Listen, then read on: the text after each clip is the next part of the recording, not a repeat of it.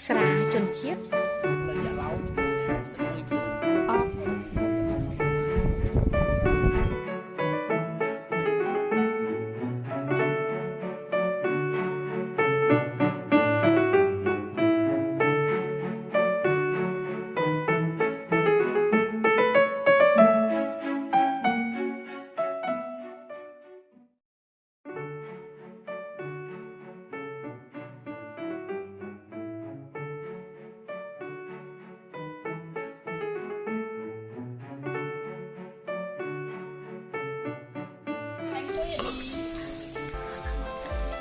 ថ្ងៃនេះយើងមកលេងបឹងឡំគុតនៅក្នុងខេត្តរតនគិរីយើងស្រាជនជាតិ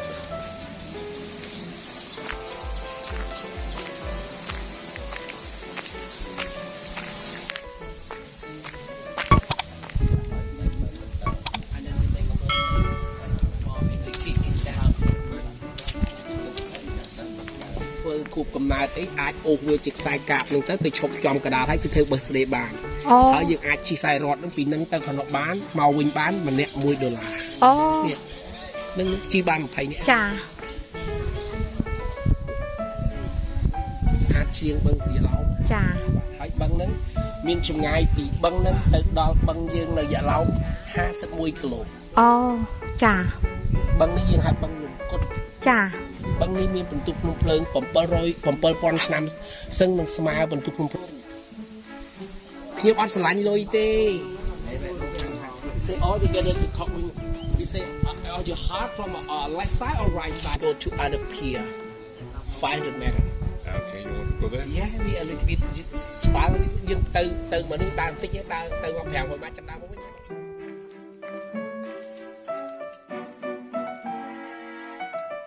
បានមកដល់បឹងធម្មជាតិ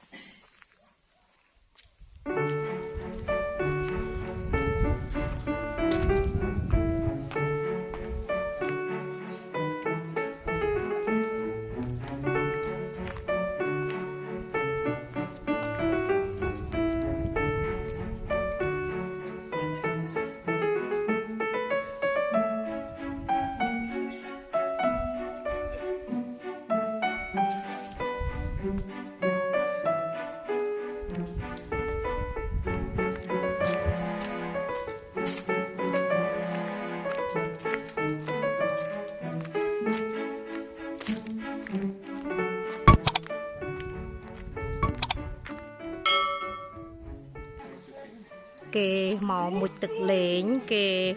អាចលោតទឹកលេងបាន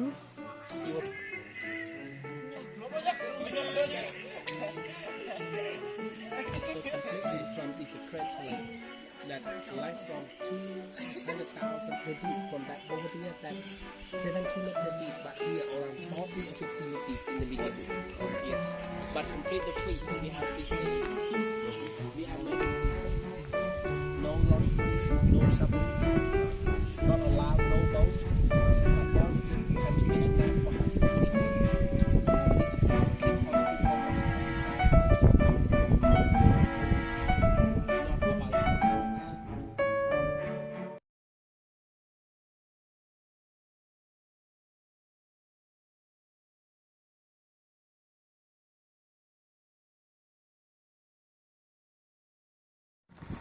ជំរាបសួរលោកអ្នក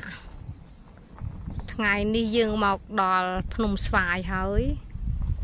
នេះយើងមើលពីលើកំពូលភ្នំស្វាយទៅភ្នំស្វាយជាកន្លែងពេញនិយមសម្រាប់ជនជាតិនៅទីនេះមកមើលថ្ងៃរះនិងថ្ងៃលិច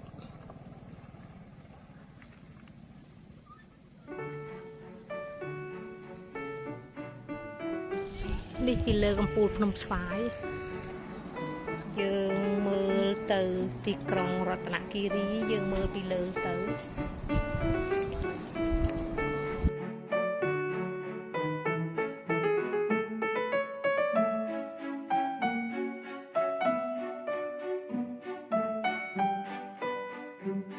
ប